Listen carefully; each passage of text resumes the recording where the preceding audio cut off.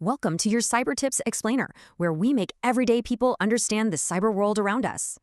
Okay, so imagine you're in the metaverse with someone you love, but something just feels off. Is it just a simple mix-up, or is something much darker going on here?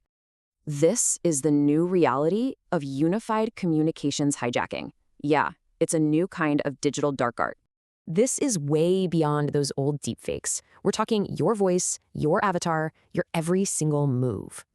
So how does a hacker become your digital puppet master? Well, it's a shockingly simple three-step attack. The attacker now controls everything, twisting your words to destroy the relationships that matter most to you. And it's not just about hurt feelings. The financial damage, it can be absolutely massive. Think about it. Huge financial scams, social sabotage, even ransomware that could ruin your reputation. This is more than a privacy breach, right? It's a total takeover. So, what can you do? But you're not helpless. You can fight back. The magic of these dark arts has weaknesses. These simple steps can help you make sure you're talking to a real person. Stay vigilant out there. Binge on our playlists on a watch marathon to become a cybersecurity expert. Subscribe to this channel, like and share this video with someone you deeply care about to have a foolproof cyber defense.